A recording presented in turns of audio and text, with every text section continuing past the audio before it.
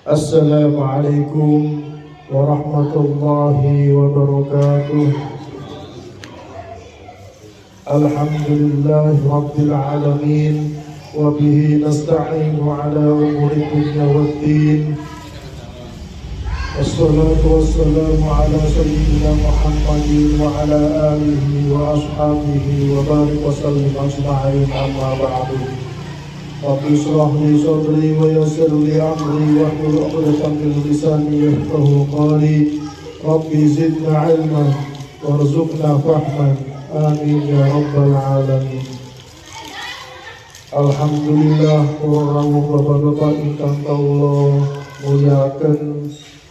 Kalau menika kula panjenengan sami saged panggih malih wonten rutinan yasin lan tahlil. Nggih menika panggihipun kula panjenengan sami insyaallah angsal ridhonipun Allah taala, angsal rahmatipun Allah taala. Ugi panggihipun kula panjenengan sami mugi-mugi senantiasa dalam lindungan Allah, dalam kesehatan, dalam kebaikan.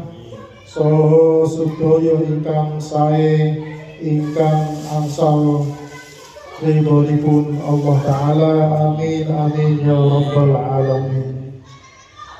Bapak-bapak ingkang kawula mulyakaken, alhamdulillah nerasaken pengajian kitab fikih ingkang sampun kepengker teksih membahas terkait dengan masalah bab thaharah. Kemarin kita sudah menyelesaikan mengenai pasal tentang pasal tentang mandi besar. Mudah-mudahan jenengan taksih mengingat kaitannya dengan hukum-hukum mandi besar, kaitannya dengan rukunnya, kemudian yang menyebabkan orang harus mandi besar, kemudian kesunahan-kesunahannya mandi juga sudah dijelaskan di pertemuan yang lalu. Sekarang ini masih terkait dengan, jadi urutan di dalam ngaji kitab fikih itu, yang pertama itu urutannya terkait dengan masalah bab ibadah. Fikih yang kaitannya dengan ibadah. Fikih yang kaitannya dengan ibadah itu, semua kitab itu mengawalinya dengan membahas tentang thaharah, tentang sesuci, tentang bersuci. Tahapan-tahapan tentang bersuci dari mulai mengenali air yang digunakan untuk bersuci sampai apa yang harus disucikan, mensucikan dari apa. Kita sudah tahapan itu kita sudah membahasnya. Itu sebenarnya tahapan itu menjadi permulaan kita mengetahui syaratnya ibadah inti, yaitu sholat.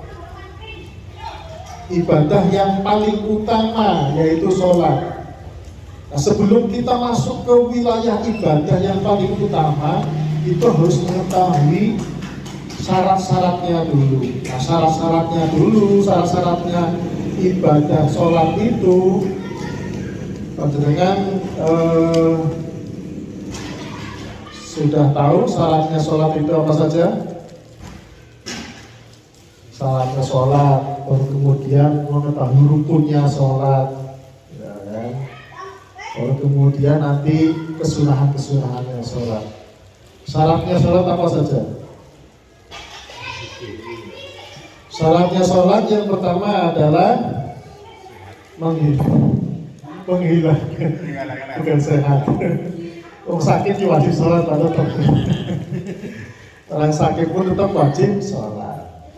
Jadi sehat itu bukan syaratnya sholat. Syaratnya sholat pertama itu harus suci dari hadas kecil dan hadas besar. Itu yang pertama. Nah, kita sudah membahas itu terkait dengan masalah hadas ini sudah kita bahas. Untuk menghilangkan hadas kecil, yaitu dengan cara berwudu, kita sudah membahasnya. Untuk menghilangkan hadas besar dengan cara mandi besar, mandi junub, kita sudah selesaikan itu. Alhamdulillah, kita masuk ke syarat sholat yang kedua. Apa syarat sholat yang kedua? Menghilangkan najis. Yang pertama bersuci dengan cara menghilangkan hadas. Yang kedua bersuci dengan cara menghilangkan najis atau sesuatu yang mencegah atau menghalangi sahnya sholat secara zahir. Nah, najis itu kan sesuatu yang diketahui secara zahir. Nah, kita akan membahas ke bab tentang najis. Bismillahirrahmanirrahim. Qala al-muallif rahimahullah ta'ala wa nafa'ana bihi wa bi'ulumihi fid dharain amin ya rabbal alamin. Bismillahirrahmanirrahim. Babun najasati. Bab menerangkan tentang perkara-perkara yang najis. Ta'rifun najasati lughatan kullu mustaqdarin. Maknanya atau artinya atau definisinya najis secara bahasa itu sesuatu yang dianggap kotor, sesuatu yang dianggap reget, itu najis. Secara bahasa artinya najisun itu sesuatu yang dianggap kotor. Syara'an laha ta'rifani, menurut syariat, definisi menurut syariat atau pengertian menurut syariat, najis itu ada dua pengertian. Yang pertama ta'rifun bil haddi, definisi yang sifatnya terbatas atau definisi singkatnya. Kullu mustaqdarin yamna'u sihhatas sholati haitsu la murakhkhisun. Ya. Setiap sesuatu yang dianggap kotor dan menghalangi sahnya sholat, yang itu tidak ada keringanan, nah, maka hal itu diartikan sebagai najis. Jadi najis itu secara syariat definisi singkatnya itu perkara atau sesuatu yang dianggap kotor atau yang diidentifikasi sesuatu yang kotor, kemudian perkara yang kotor itu mencegah sholat, mencegah sahnya sholat, dan tidak ada keringanan dengan perkara kotor itu, maka itu dinamakan sebagai sesuatu yang najis. Itu definisi globalnya, definisi globalnya. Nah, penjelasannya tentang definisi tersebut yang na'usihatas sholati kharaja bihil mustaqdarul ladzi la yamna'u sihhatas shalat kal busaqi wal mukhiti. Jadi sesuatu yang kotor yang mencegah salat itu ada pengecualinya. Pokoknya kecuali dari hal yang tidak menghalangi sahnya najis, itu berarti semuanya menghalangi sahnya sahnya sholat. Sesuatu yang kotor yang kita anggap kotor dan menjijikkan gitu ya, tapi tidak menjadikan itu menjadi terhalangnya sahnya sholat. Itu seperti apa? Seperti air ludah kita. Ketika air ludah kita keluar kemudian nempel di baju kita atau di kulit kita, sholat kita tetap sah. Kita sholat ada air ludah di baju kita, sholat kita tetap sah. Meskipun yang namanya ludah itu, apalagi ludahnya nyuwun ngapunten sambil dengan ada riaknya gitu ya, itu kan jelas menjijikan gitu kan. Itu tetap tidak menghalangi sahnya sholat. Artinya orang yang terkena air ludah, meskipun itu sesuatu yang dianggap menjijikan, dianggap kotor, itu tetap sholatnya sah karena itu tidak dianggap najis. Selain itu apa? Ingus, air umbel. Ingus kita pun tidak dianggap najis. Ingus kita itu tetap suci, jadi ludah dan ingus itu suci, meskipun itu dianggap sesuatu yang kotor atau menjijikan. Selain itu najis. Maka yang fala yusamma najasatan syar'an secara syariat, maka kemudian yang namanya ludah dan ingus itu tidak sifati sebagai perkara yang najis. Haitsula murakhis yang mana tidak mendapatkan keringanan. Artinya najis itu sesuatu kalau sudah disifati sebagai najis, maka tidak ada keringanan bagi sesuatu itu. Katakanlah misalkan, udah nggak apa-apa, wong ini juga kering dan sudah kering itu menempel di baju, tapi sudah kering gitu kan. Meskipun sudah kering menempel di baju masih ada bekasnya gitu ya. Yang namanya najis, misalkan karena teleknya yang misalnya ayam atau apa gitu ya, atau kena muntah-muntahan gitu kan, itu kan najis gitu ya. Nah, kecuali apa yang mendapatkan keringanan atau mendapatkan dimaafkan atau makfuat, perkara yang dimaafkan.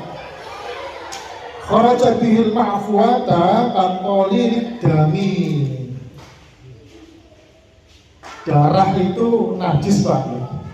Najisnya darah itu karena darah itu najis, maka darah juga haram dikonsumsi. Darah itu karena haram dikonsumsi, maka dia disifati najis. Ya. Keharaman darah itu jelas di Al-Quran, hukumnya sudah dipastikan di dalam Al-Quran secara muhkamat, secara qat'i. Keharaman darah itu sudah dihukumi secara pasti di dalam Al-Quran, jadi bukan lewat hadis lagi, tapi sudah Quran mengharamkan darah. Maka karena darah itu diharamkan oleh Allah secara langsung, hukumnya darah itu atau sifatnya darah itu najis. Ketika darah itu nempel di baju kita, meskipun sudah kering, tetap sholat kita tidak sah karena ada darah yang menempel di baju kita yang buat sholat. Tapi darah itu kemudian menjadi sesuatu yang murakhis, sesuatu yang bisa dianggap mendapatkan keringanan. Di sini dikatakan qalilid dami, darah yang mendapatkan keringanan dan dianggap tidak najis itu qalilud dami, darah yang sedikit, sangat sedikit, gede nyamuk, Pak. Dengan misalkan kalau kondisi sholat gitu ya, semua dia tuh bajunya digigit nyamuk, tebus dulu, capek ini teman-teman. Meskipun ada darahnya, Nah, karena darah ini takarannya kadarnya sedikit, itu tidak dianggap najis atau tidak dianggap membatalkan sholat atau mencegah sahnya sholat. Nah, jadi hukumnya dima'fu itu dimaafkan. Nah, qalilud dami, darah yang sedikit. Kemudian wan najasatil lati la yudrikuha tarfu. Jadi najis yang mripate kula panjenengan itu tidak bisa melihat. Najis yang dima'fu selain darah yang sedikit juga najis yang tidak terlihat oleh mata kita. Najis yang tidak terlihat oleh mata kita. Katakan misalkan, oke lah, misalkan kayak apa jenenge itu kotoran cicak kita waktu sholat atau apa itu dan kopiah kita itu terkena kotoran cicak, ya nggak apa-apa karena kita nggak lihat gitu kan. Karena kita nggak lihat, kalau kotoran cicak hitam sama-sama hitam gitu kan, nah itu kita nggak apa-apa. Itu dima'fu namanya dima'fu. Airnya tetap najis Pak, jangan kemudian dima'fu kemudian berarti darah ini nggak najis. Ain itu wujudnya atau barangnya itu tetap najis. Ainnya tetap najis, yang namanya kotoran tetap najis, darah tetap najis. Kenapa kemudian dianggap tidak najis ketika dianggap tidak najis dan tidak mencegah sholat? Yaitu tadi kondisinya yang menentukan itu, karena darahnya itu sangat sedikit sekali takarannya gitu. Dan kemudian najis itu tidak kelihatan oleh kita. Itu perkara yang najis yang mendapatkan keringanan. Kemudian ta'rifu bil addi, kemudian kita masuk pada pembahasan definisi yang secara luasnya. Tadi definisi najis secara global, batasannya seperti itu. Batasannya sesuatu yang dianggap kotor, yang mencegah sahnya sholat dan tidak ada keringanan di sana. Najis secara luas atau secara terperinci, kama qala sahabus sohbatis zubat. Ini sebagaimana yang dikatakan atau yang disampaikan oleh pemilik kitab Sohbatus Zubat, yakni Imam Syihab Ibn Ruslan.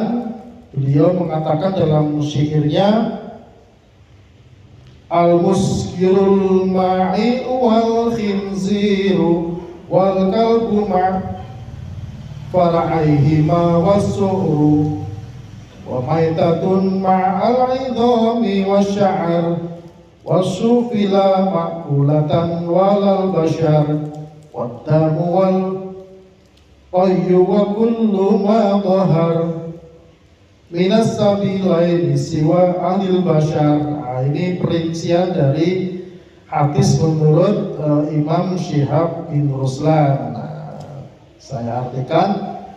Yang pertama, al-muskilul ma'i'u, perkara yang memabukkan atau sesuatu yang cair, yang bersifat cair dan memabukkan. Itu barang itu disifati atau dihukumi najis. Kalau sesuatu yang padat dan memabukkan, apakah barang itu najis? Barang itu enggak najis.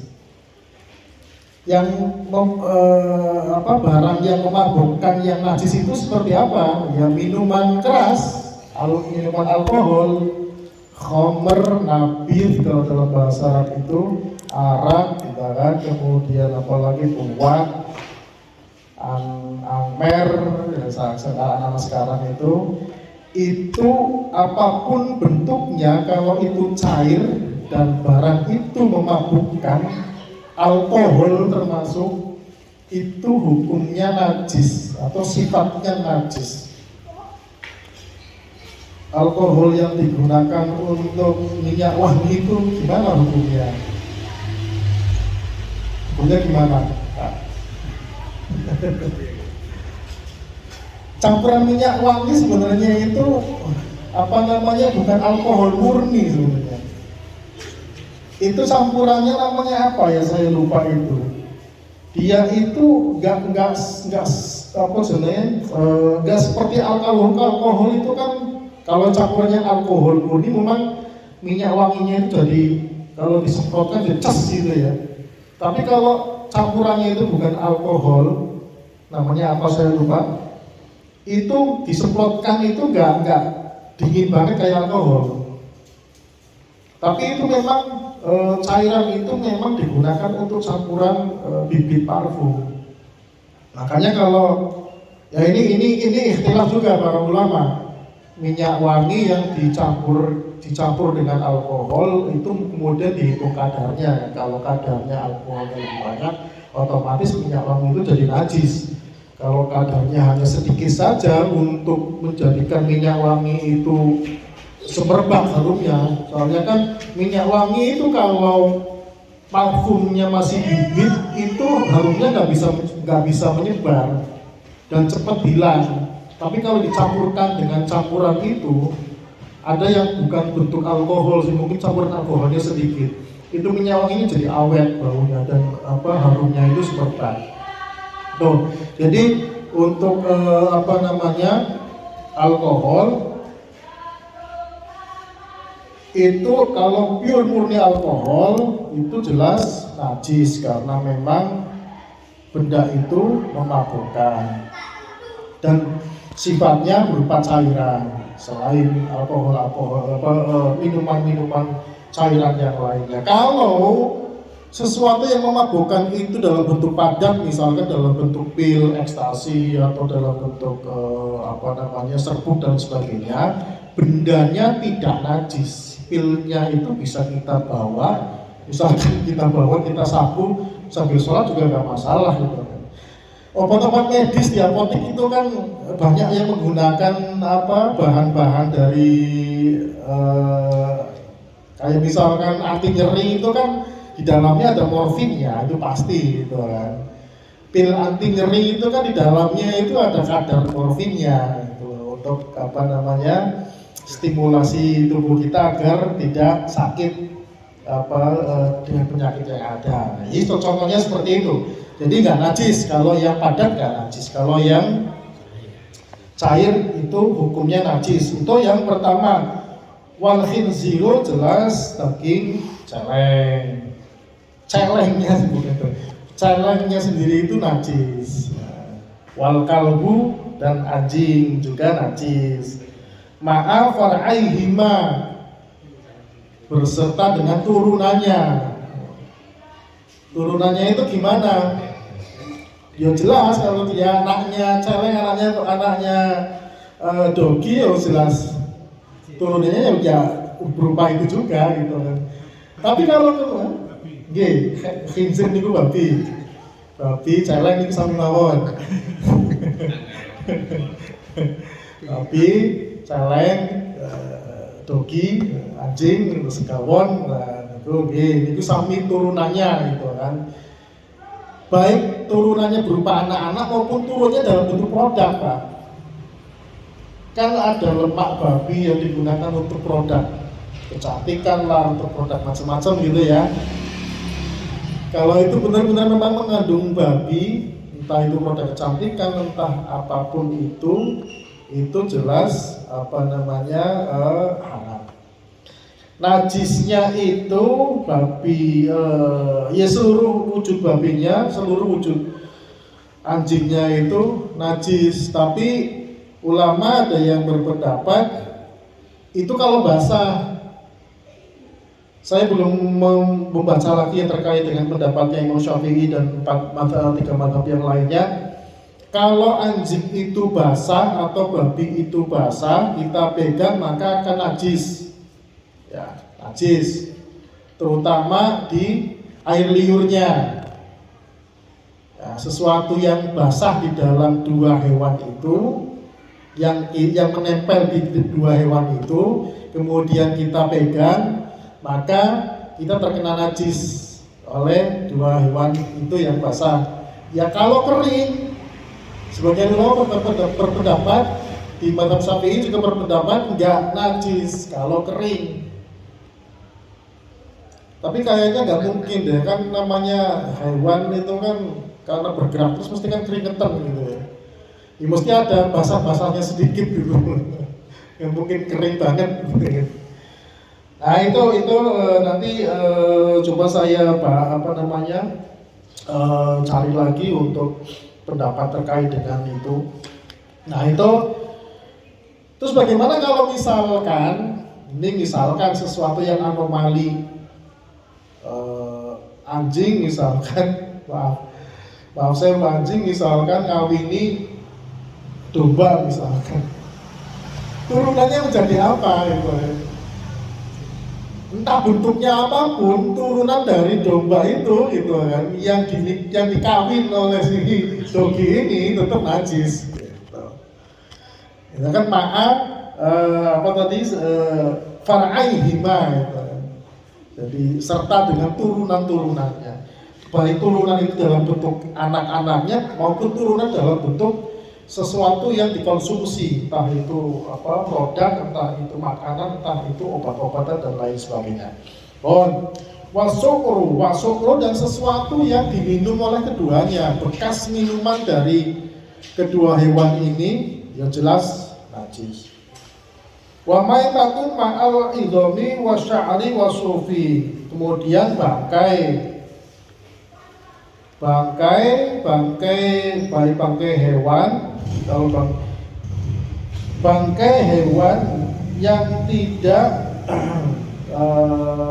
kalau yang halal tidak disembelih dengan sesuai tuntunan syariat, itu bangkai itu najis sampai tulangnya, sampai rambutnya, sampai bulu-bulunya, itu semuanya najis, apalagi dagingnya.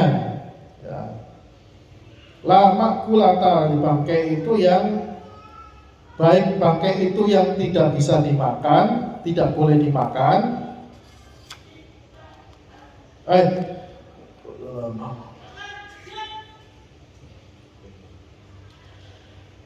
Juga bangkainya hewan yang tidak bisa dimakan itu juga dihukumi najis.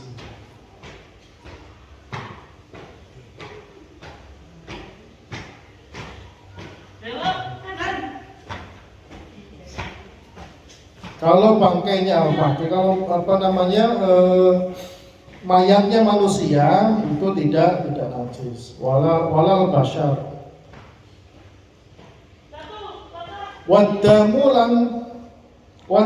dan darah. Nah, sudah saya jelaskan tadi darah itu hukumnya najis, sifatnya najis, hukumnya haram untuk dimakan. Saya makanya heran sampai saat ini kok masih ada yang kalau di sosmed itu orang jualan darah yang direbus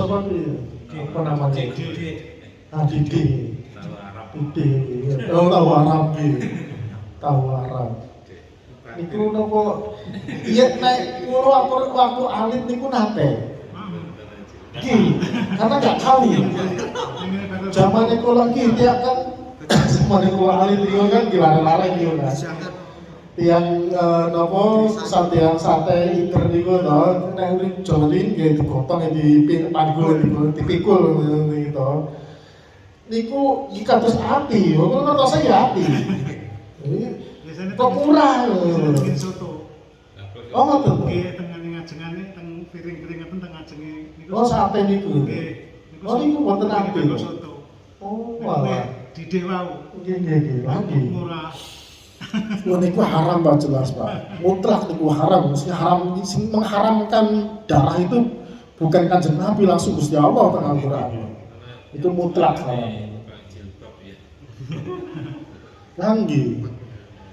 Nah, niku minimnya pengetahuan terkait dengan ngaji kitab fikih, gitu kan.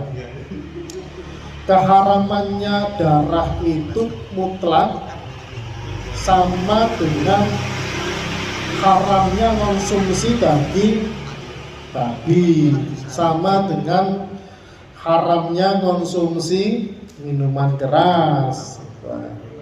Jadi ya orang yang masih suka sama didi itu ya, didi namanya, tahu Arab itu kalau bisa jangan lagi, mendingan dibeli hati yang sebenarnya saja gitu. Ya semurah-murahnya didi itu malah justru ya secara medis juga kan nggak sehat ya Pak. Secara medis pastinya nggak sehat itu. Yang mana darah itu kan kuman bakterinya kan banyak sekali di dalamnya. Terus kemudian apalagi jelas akan menaikkan tensi darah. Kalau kebanyakan makan darah, tensi darahnya nanti. Darah itu najis hukumnya. Wal qayyu, mutah-mutahan. Nah, mutah-mutahan kita itu juga najis. Yang keluar dari perut kita, gitu kan? Itu hukumnya najis. Wa kullu ma dhahara minas sabilaini, dan setiap apa yang nampak atau yang keluar dari dua jalan, yaitu kubur dan dubur. Nah, sesuatu yang keluar dari jalan depan dan jalan belakang, air kencing, kotoran kita, itu kan, itu pasti jelas hukumnya najis. Siwa asli basyari, selain yang berasal dari yang asli menciptakan manusia, air mani maksudnya. Nah, kalau air mani itu menurut mazhab Syafi'i dihukumi suci.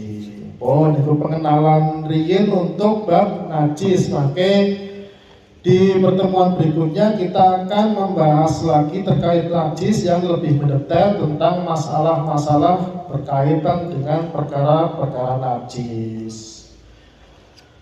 Wonten mawon untuk pertemuan kali ini, mudah-mudahan bermanfaat dan asal dari Allah Ta'ala.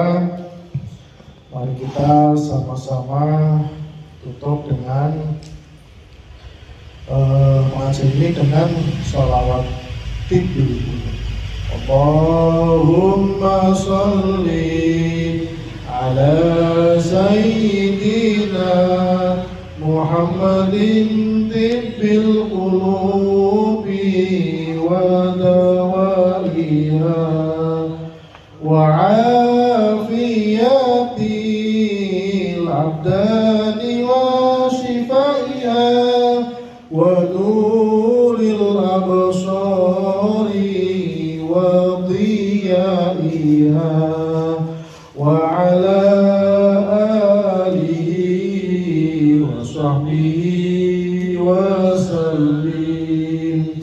Allahumma salli ala sayyidina Muhammadin tibbil qulubi wa shifaiha wa afiyatil abdani wa shifaiha wa nuril absari wa diyaiha wa ala alihi wa sahbihi wa sallim. Allahumma salli ala sayyidina Muhammadin tibbil qulubi wa dawaiha wa afiyatil abdani wa shifaiha wa nuril absari wa diyaiha wa ala alihi wa sahbihi Akhirul kalam, assalamualaikum warahmatullahi wabarakatuh. Monggo menawi wonten informasi